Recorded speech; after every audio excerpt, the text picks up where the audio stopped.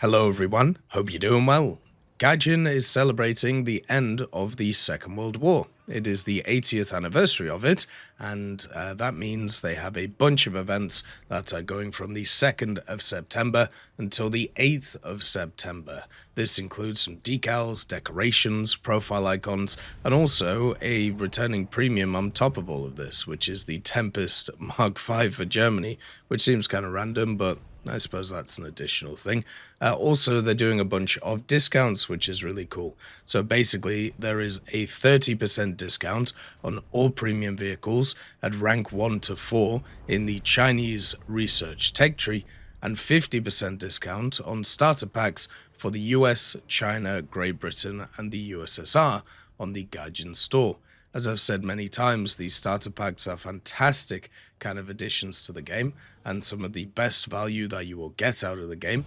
So if you're looking to start a new tech tree or just play a bunch of the pages of history stuff or things like that, they're always good to have. Another thing to also mention is the fact that they have actually brought in the pages of history now. So basically yesterday it was delayed, good old Bazooka Charlie, but now the first operation is available, which is the Bryansk operation. So you can get yourself Charles Carpenter and also at the same time do all of these events. You can find the events in the achievements tab on your profile in the holiday section for the 80th anniversary, but let's get into what they all are. As always, if you enjoy the content, make sure to subscribe and also like the video. Let's get started. So the mini event basically goes from the 2nd of September until the 8th of September, and you can get yourself 2 decals. First of all, we have the VJ Day 2025 decal. This is the Victory over Japan decal, and you just have to earn 3,000 mission points with US vehicles at rank 3 or higher. Then we have the new 4th Army Chevron decal, and you have to earn 3,000 mission points with Chinese vehicles at rank 3 or higher, and you can get that one. Also, another one for Chinese vehicles is the Thompson M1928 Chinese edition, which we had a look at in the files the other day. So with this one, you have to earn 10,000 mission points with Chinese vehicles at rank 3 or higher, and to get the profile icon, the Chester William Nimitz profile icon, which is another one we saw the other day, you have to earn 10,000 mission points with the US vehicles at rank 3 or higher. So basically, if you just play America and play China at rank 3 or higher, you'll get all of these things pretty well. Won't be too hard to do, and maybe you could do it alongside some of the premiums. So let's have a look at all of the premiums that are on offer across the board. First of all, you have the starter packs. So you have the Chinese starter pack. This has access to the M3A3 First PTG, and it also has access to the H81A2. Both are fantastic vehicles, and I would highly recommend this pack. For the British starter pack, you have also a fantastic pack. You have access to the Spitfire Ventour, which is right here. The good old Spitfire Mark IIA. Once again, a fantastic aircraft, just have to watch out for its engine. Then also you have the good old, it's the, where is it? It's over here, Crusader the Saint, there we go. So this is just a copy of the standard Crusader Mark II at 2.7, and also works very well, especially at 2.7. It's a really fun little scout that works really, really well together. The next one is actually the Russians, and this one has actually changed a little bit. So first of all, you have the T126. This is right here. And then also on top of it, you get Zhukovsky's I-153 M62. You used to be able to get a different one, but it kept going up in BR, so it didn't really make any sense to have it in there. But now, yeah, you can get Zhukovsky's, which is kind of fun. This pack is probably one of the weaker ones, just because of the fact it's in a little bit of a weird place. The T126 doesn't really have a lineup around it at 3.0. Everything is either 2.7 or 3.3 in the Russian tech tree. And then Zhukovsky's is a little bit of fun, but it's also a rank 1, so you don't really get a lot of grinding out of it. The last one, which is the cheapest as well, is the American one, which I'm very surprised they haven't really done anything with over the last period of time. You get Rasmussen's P36A, which is this one right here, and then also you get access to the M3A1 USMC, which both are fantastic vehicles. They work really well. Once again, they're just a rank 1, so you don't get too much of a boost out of them. So all of the starter packs are great value.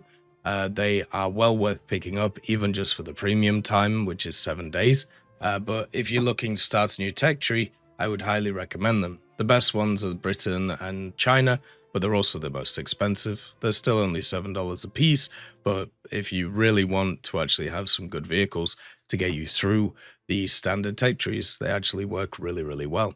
So the other thing that's kind of interesting is they're doing this kind of discount on the Chinese vehicles from rank 1 to 4. Now, I'm not entirely sure which ones are the GE vehicles, but I'm pretty sure it's these two, and then it's these three and this one, right? So the M3A3 being on sale, just pick it up in the starter pack because you get the H81 alongside of it, and also you get the premium and everything. It's just a better deal. T26, don't bother with it. You'll grind through this area really quickly, and the T26 is just not very good. It's just one of the weaker kind of 1.0 vehicles in the game because it doesn't have any armor. The gun is nice, but the stability on it is very poor, and the targeting speed is also very poor. So it just doesn't work very well in the game itself. The M4A4 first PTG, I'm pretty sure they've made a GE vehicle now.